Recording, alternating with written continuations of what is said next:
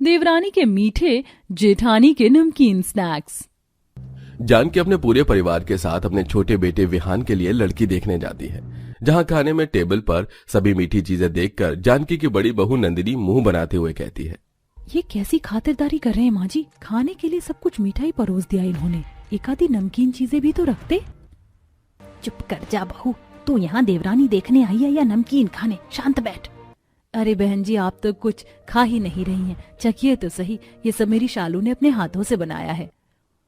खाएं क्या, जो खाना है वो तो है ही नहीं कुछ। अरे समोसा पकौड़े नहीं तो कम से कम नमकीन ही रख देते। नंदिनी को नमकीन स्नैक्स और खाना बहुत पसंद था, जिसके कारण वो मुंह बनाकर बैठी थी। तो वहीं कुछ देर में शालू सभी के लिए चाय लेकर आती है और दोनों पक्ष की ओर से बातचीत पक्की हो जाने पर शादी तय हो जाती है। धूमधाम से शादी होने के बाद शालू अपनी पहली रसोई में परिवार वालों के साथ पूरे मोहल्ले के लिए शक्करपारे बनाती है। ये देखकर उसकी जेठानी नंदिनी कहती है, शालू, तुम क्या शक्करपारे का भंडारा करने वाली हो? कुछ ऐसा ही समझ लो जेठानी जी, वो मुझे मीठा खाना और बनाना बहुत पसंद है, इसीलिए मैं ये शक्करपारे सारे पड़ोसियों में बांटूंगी। इतना कहकर शालू शक्करपारे का पतीला लेकर बाहर चली जाती है। दोपहर के समय कुछ पड़ोसने घर आती हैं और शालू की तारीफ करते हुए कहती हैं, अरे जानकी, तेरी बहू तो बड़ी अच्छी है, उसके हाथ के बने शक्करपारे खाए मैंने, बहुत अच्छे लगे। संस्कारी छोटी बहू चुनकर लाई है जानकी तू। क्यों नंदिनी बहू, सही कह रही हूँ ना मैं तेरी देवरानी के बारे में? हाँ हाँ आंटी जी, बिल्कुल सही कहा आपने। बहू तो मेरी दोनों ही अच्छी हैं। रमा बहन, तुम चाय पियो। अपनी देवरानी की तारीफें सुनकर नंदिनी वहां से चली जाती है। शाम के समय नंदिनी पूरे मन से सबके लिए बढ़िया चाट पकौड़ी और चटपटा खाना बनाती है। वाह बड़ी बहू, आज का खाना तो लाजवाब था भाई, बहुत बढ़िया। हाँ भाभी, पेट भर गया लेकिन मन नहीं भरा। जेठानी जी, मुझे पता है शालू कि तुम भी मेरे बनाए खाने की तारीफ ही करोगी। नहीं नहीं, मैं कह रही थी खाना तो ठीक है, लेकिन खाने के बाद का मीठा कहाँ है? आपने मीठे में कुछ नहीं बनाया?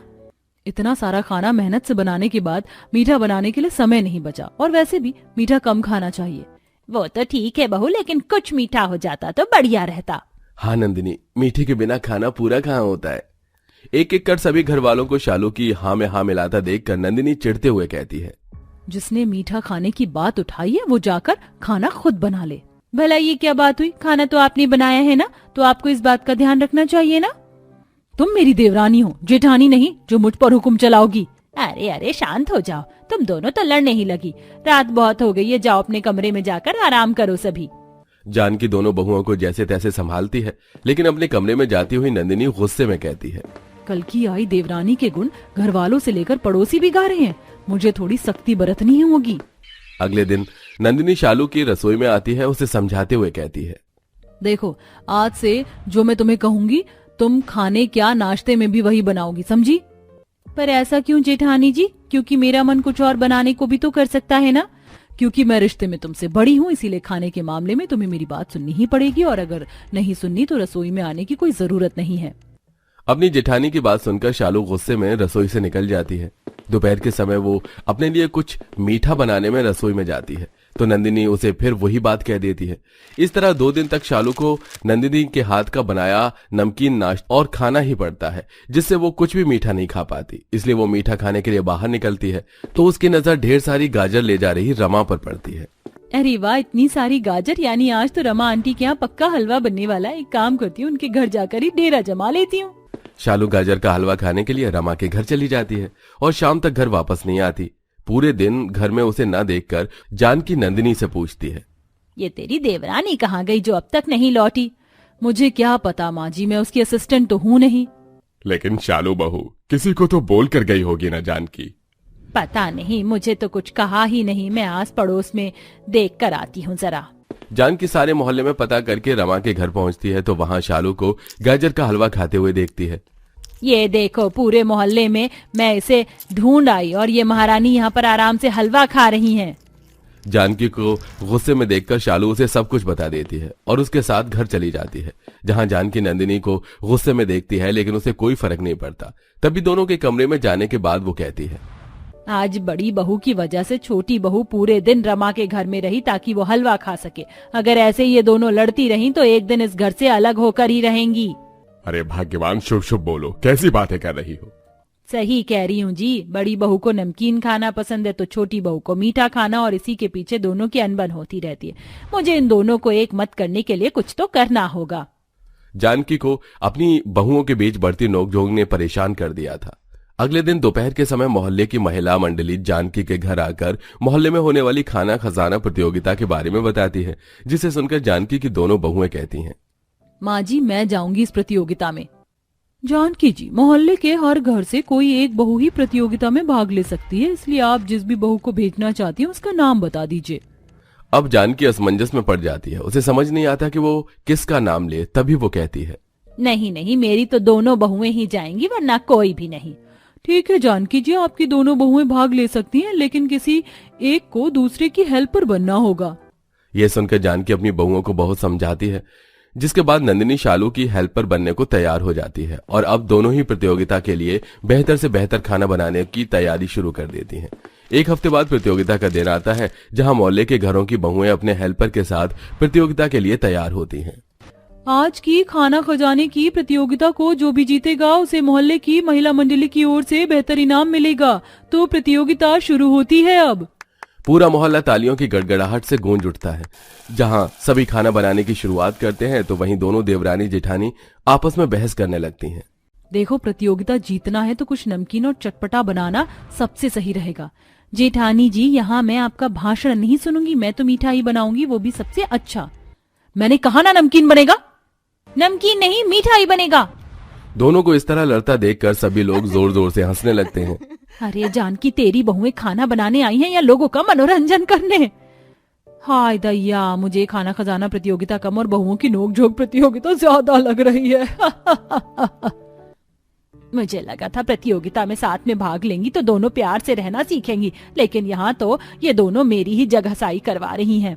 लोगों की बातें और हंसी बढ़ने लगती हैं तो दोनों देवरानी जेठानी अपनी सास को सिर झुकाए देखकर कहती हैं, जेठानी जी बस करो, देखो हमारी लड़ाई के कारण माँ जी पर सब हंस रहे हैं। हे भगवान, अपने मीठे नमकीन की लड़ाई में हम माँ जी को सबके सामने शर्मिंदा नहीं कर सकते। अब हमें खाने पर ध्यान देना चाहिए। शालू दोनों जानकी को शर्मिंदा देखकर अब शांत हो जाती हैं और प्रतियोगिता पर ध्यान देती हैं और दोनों ही मिलकर ढोकला, मूंग दाल का हलवा और भेलपूरी चाट बनाकर तैयार करती हैं। कुछ ही देर में सभी का खाना चखने के बाद विजेता की घोषणा होती है। इस खाना खजाना प्रतियोगिता की विजेता हैं जिन्होंने नमकीन मीठा के साथ खट्टा मीठा ढोकला बनाया, यानी जानकी जी की दोनों बहुएं। अपनी बहुओं का नाम सुनकर जानकी के चेहरे की उदासी खुशी में बदल जाती है और वो देखती है कि जो लोग कुछ देर पहले उस पर हंस रहे थे अब वही लोग तालियां बजा रहे थे।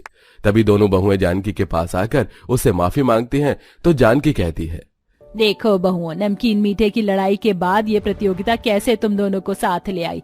अब ऐसे ही हमेशा साथ रहना, बाकी घर में भी कभी नमकीन कभी मीठा तो हम खा ही लेंगे। इस तरह अब दोनों देवरानी जेठानी बिना झगड़ा किए साथ रहती और घर वालों को नए नए पकवान बनाकर खिलाती।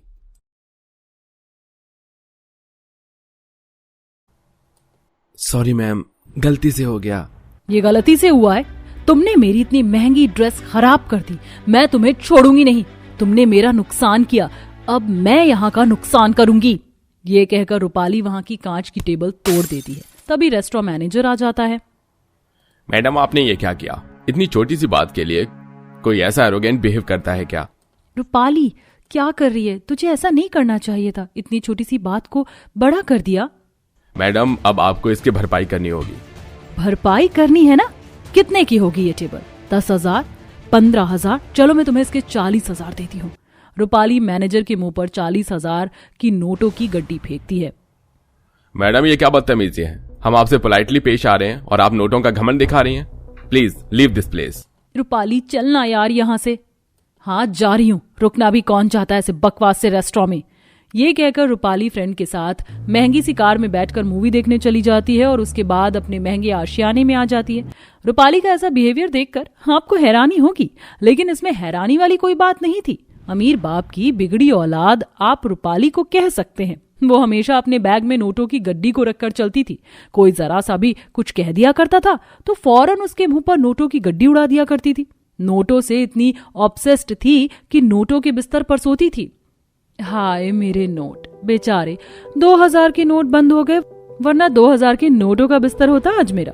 कोई बात नहीं, 500 की गड्डी में भी काम चला लेंगे। रूपाली नोटों को हाथ में लेकर अपनी हवा कर ही रही थी कि उसके माता पिता कमरे में आ जाते हैं। रूपाली, ये क्या हरकत है? मैंने सुना तू रेस्टोरेंट में बदतमीजी करके आई है। हर जगह पैसों की धौस नहीं दिखाई जाती बेटा, कहीं प्यार से भी पेश आना चाहिए। तुम्हारी कंप्लेंट सुन सुनकर मैं थक चुकी हूँ, कभी स्कूल, कभी कॉलेज और कभी पब्लिक प्लेस से। हमारी जान पहचान क्या है, तुम्हारी खबर कहीं से सुनने को मिल ही जाती है। लगता है तुम्हें पैसे देना बंद करना होगा। Rupali, your mom is right. बस करो ये सब हरकतें, तुम्हारी कंप्लेंट्स और नहीं सुन सकता मैं। सोच लिया है, अब तुम्हारी मैं शादी कर दूंगा। नो नो नो नो मम्मा पापा, नो प्लीज, आप मुझसे पैसे मत लो। पैसे नहीं होते तो मुझे सांस नहीं आती है। अगर तुमसे पैसे नहीं लेंगे तो तुम्हारी ये चीज भी तो बंद नहीं होगी ना, इसलिए शादी तो होगी। वैसे भी तुम्हारी एज हो चुकी है, हम तुम्हारे लिए कोई अच्छा रिश्ता ढूंढेंगे। रूपाली पैसों का घमंड करना छोड़ती नहीं है। किसी भी गरीब को खड़े खड़े सुना दिया करती थी। इन हरकतों के चलते जितेंद्र और मीनाक्षी अपनी बेटी के लिए गरीब घर का रिश्ता ढूंढते हैं। बिरजू का दिल बहुत अच्छे स्वभाव का होता है। वह गरीब ससुराल वालों को अपने घर पर खाने पर बुलाते हैं, साथ ही रोका तय कर देते हैं। उनके जाने के बाद रूपाली बड़बड़ा कर कहती है, मम्मी पापा, आपने मेरे साथ बिल्कुल ठीक नहीं किया। अरे आपको शादी करनी थी तो अमीर घर में शादी करते, किसी गरीब घर में शादी क्यों तय की? देखो, हमने तुम्हारे लिए जो भी तय किया है तुम्हारे भले के लिए किया है। किसी गरीब मिट्टी के घर में भेजकर आप मेरा कौन सा भला कर रहे हैं? ठीक है, मैं एक शर्त पर शादी करूंगी। आपको हाफ प्रॉपर्टी मेरे नाम पर करनी होगी। आप जानते हैं पैसों के बिना मेरी कोई जिंदगी नहीं है। ठीक है, मैं हाफ प्रॉपर्टी तुम्हारे नाम कर दूंगा। आज ही कागजात बनवा लूंगा और अगले हफ्ते तुम्हें शादी करनी है। पापा, मैं उस प्रॉपर्टी को अपने नाम करवाकर गरीब ससुराल में भी ऐशो आराम की जिंदगी जीऊंगी, देख लेना। यहाँ जितेंद्र प्रॉपर्टी के कागज अपनी बेटी के नाम ना करके दामाद के नाम कर देता है और एक हफ्ते बाद शादी हो जाती है, जहाँ रूपाली मिट्टी के ससुराल में गृह प्रवेश करती है। यहाँ पर कितनी मिट्टी है, ये मेरा कैसा ससुराल है मिट्टी का। मैं यहाँ पर रहूंगी। बहू तुम चिंता मत करो, मैं थोड़ी और सफाई कर दूंगी, मिट्टी हट जाएगी, पर तुम्हें अब यहीं रहना पड़ेगा। हाँ मुझे पता है, और मेरे पास मेरे बहुत सारे नोट हैं, मैं रह लूंगी।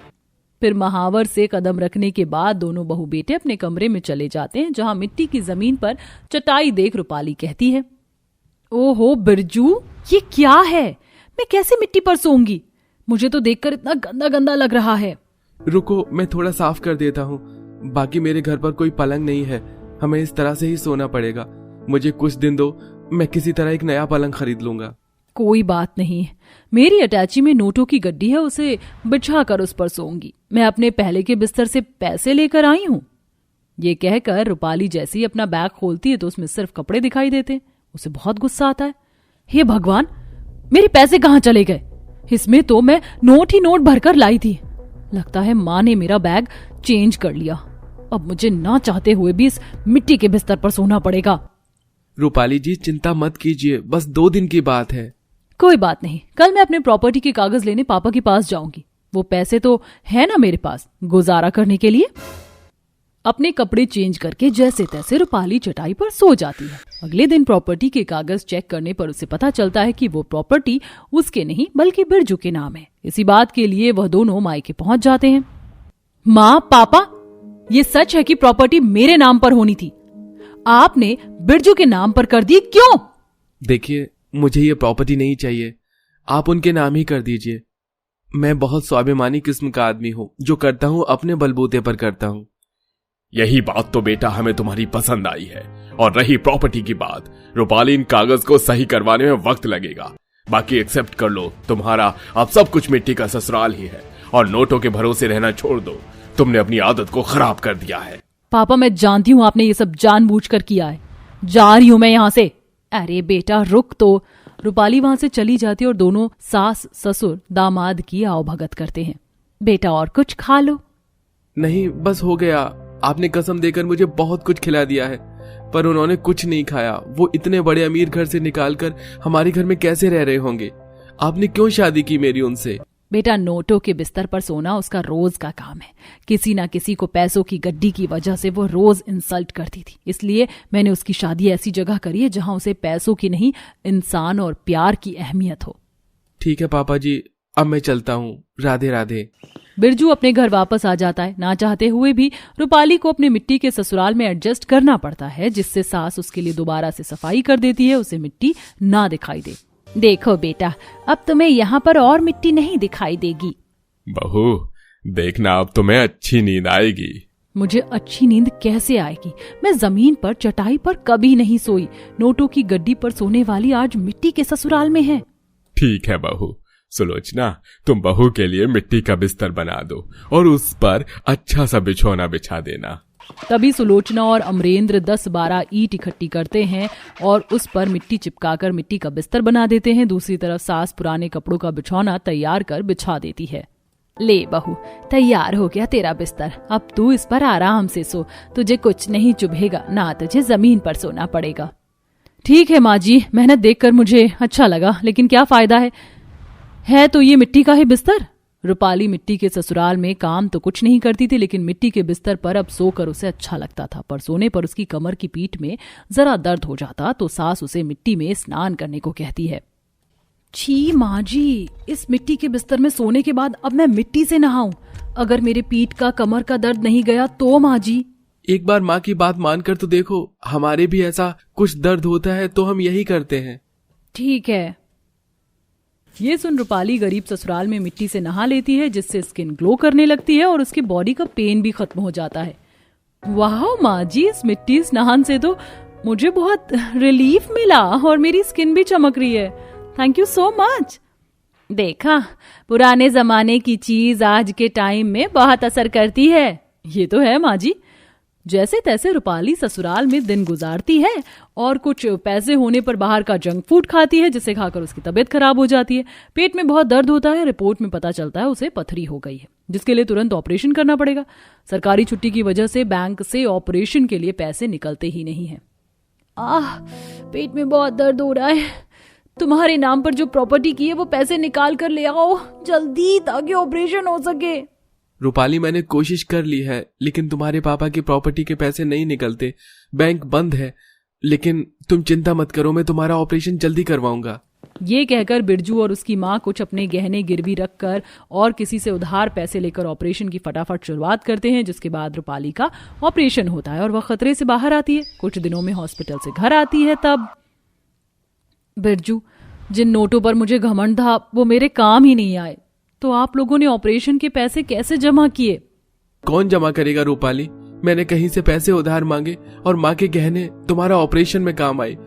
इस बात से सीख ले लो, ऐसी स्थिति में अपनों का प्यार, सहारा, बस यही काम आता है। ये नोट तो कागज के होते हैं, कब जलकर खाक हो जाएं पता नहीं चलता। आपने बिल्कुल ठीक कहा। मैं आज तक जिन पैसों के पीछे भाग रही थी वो मेरे काम ही नहीं आए। मुझे पता चल गया है इंसानियत बहुत बड़ी चीज है, और अब मुझे वो पापा की प्रॉपर्टी भी नहीं चाहिए। और मुझे भी नहीं चाहिए, मैं उन्हें वापस कर दूंगा। इसके बाद रूपाली अपने मिट्टी के ससुराल में धीरे धीरे एडजस्ट करती है, वहां काम भी करती है और बिरजू उस प्रॉपर्टी को अपने ससुराल वालों को वापस कर देता है और खुद अच्छी नौकरी करके 1 से 2 साल में अच्छा मकान बनवा लेता है, जहां वह सब खुशी खुशी रहते हैं।